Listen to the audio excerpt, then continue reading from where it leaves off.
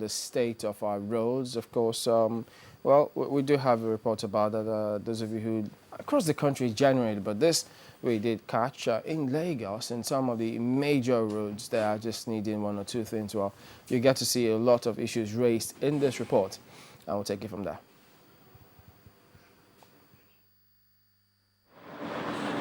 Again, the Lagos-Ibadan Expressway and major roads around the Lagos metropolis witnessed huge pedestrian and vehicular traffic. This is the disaster that almost happened.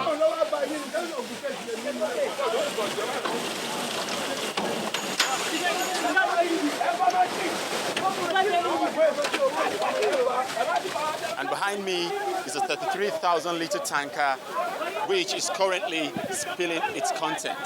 This tanker right here is fully loaded with PMS, popularly called petrol. And what seems to be the concern of many commuters here is the response time to getting this tanker off that road. The heat in the bus could not make people to withstand it, so we have to come down and trek. I want to go back to Ibadan where I'm coming from because I have observed that if I try to make the journey to Lagos, coming back this night, it will be very late at night. There's no fuel in most of the parts of the country except Lagos. And all the trucks are moving in to Lagos to get to supply other parts of the country. So we implore the government to please fix the refinery, fix the road, so that the work can move smoothly. All efforts have been put in place to make sure the content of this tanker is successfully transloaded. Another pumping machine has just been brought because the one on ground is currently not working. We were also given conflicting accounts of how the accident occurred. While some attributed it to bad driving and poor condition of the tanker, this man, Babagoni Bama, says he witnessed it all. Kamar around 12:35 in the night. It happened at about 12 midnight. A car driving in front of the truck tried to dodge a pothole in front of it. And the truck driver tried to do the same and lost control. All the agencies that mattered were at the scene to ensure a safe handling of the situation, from the firefighter to the traffic manager, and tempers were also let loose. What do you want to take my name to? What do you want to take? Gradually, the content of the tanker was transferred. And finally, the obstruction gave way for the delayed traffic.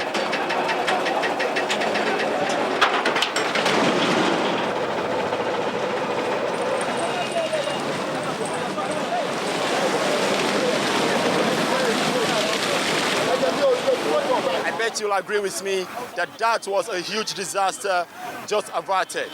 But at what cost and timing? Many lessons still have to be learned from disaster management, response to disasters, and infrastructure development.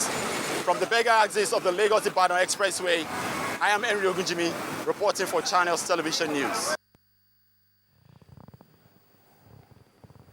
All right, thank you, Harry. Well, that's a springboard upon which the topic will focus. And Mr. Bola Bido joins us now. He's the chairman, Nigeria Society of Engineers, Ikeja chapter. Thank you for coming on this morning. Good morning. Yeah. Well, so speaking of which, because, I mean, in the budget proposal, we understand that about 10 billion naira has been budgeted for FIRMA, and they say is to fill potholes in the nation's highways. That happens to be one of them. But the question then arises, because we heard people time and again say the reason why the authorities always prefer foreign contractors is because Nigerian engineers, as they put it at the time and still do, don't just meet up to some of these standards. Is that the case? That is not the case. But let me take it from here first. I'll talk about budgeting. Budgeting in this country is all about figures and not performance. We have it on record that of every amount that is budgeted, just about 10 or 20% are actually released, by the federal government, and maybe less than 50% of what is released is actually utilized for that particular purpose. So when you look at the state of roads, you need to actually find out how much of the figure brandishing by the government or the Senate actually went into road maintenance. Secondly, the issue of road maintenance or the performance of Nigerian engineers, for me, is beyond trying to portray a section of a professional group as not being competent. The truth of the matter is, I'll give you an analogy. You have 2 or 3 children, and when they were going to school, the one demonstrated, good knowledge, understanding, very brilliant, and the other one was just managing to go through the schools and all that. Now you find out that the one who was brilliant will end up, studying the sciences in the primary school, integrated sciences, and when he gets to the secondary school, he probably will also do physics, chemistry, and mathematics, which everybody runs away from. And the same person will proceed to go ahead and major in either being a medical doctor, an engineer, or an architect. When we were growing up, the default profession that everybody wants to do is either you are a medical doctor, number one, or you want to be an engineer or an architect. So the brilliant student goes, practice this profession.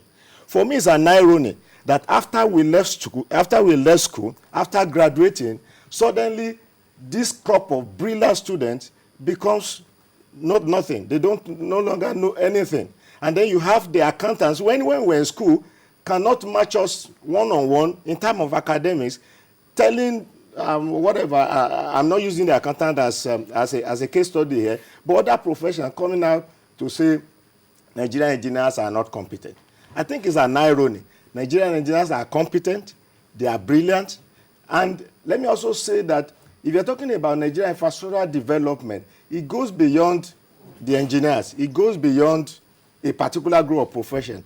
I think for me, it's a national issue. And if we don't take it from that point of national issue, if we try to look at our infrastructural decay as a professional issue or as a particular group of profession not competent, then we'll never get anywhere. As we go along, so many things will come out. I will let you know certain things that in engineering, it is all about knowledge. And engineering is practiced the same way all over the world. Nigerian engineers that have traveled out of this country have excelled, and we have their records. You have people asking, why don't we have Nigerian engineers constructing our roads, getting the major contracts for our roads? Nigerian engineers don't get major contracts because the federal government is just not serious with development in this country. Now, let me tell you that the issue of development or practice of engineering has to do with learning.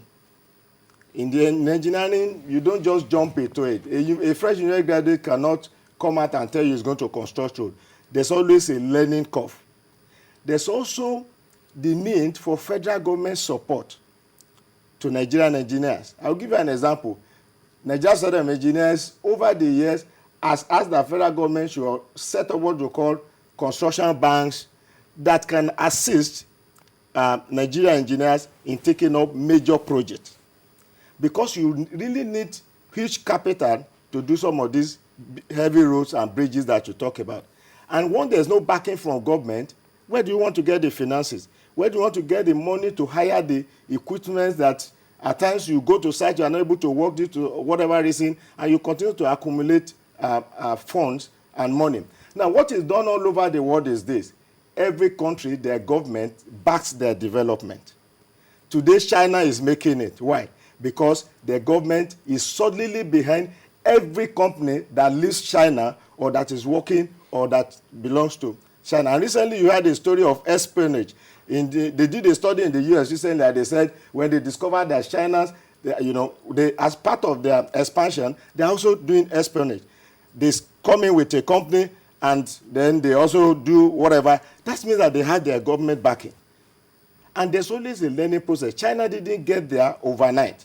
They done this in their country before they perfected the art of establishing small-scale businesses and going into other things, and they can now start exporting to other world. Now, let me tell you whether we like it or not. If Nigeria today says Nigerian engineers are not good and we are not able to deliver, I wonder who would develop this country for us.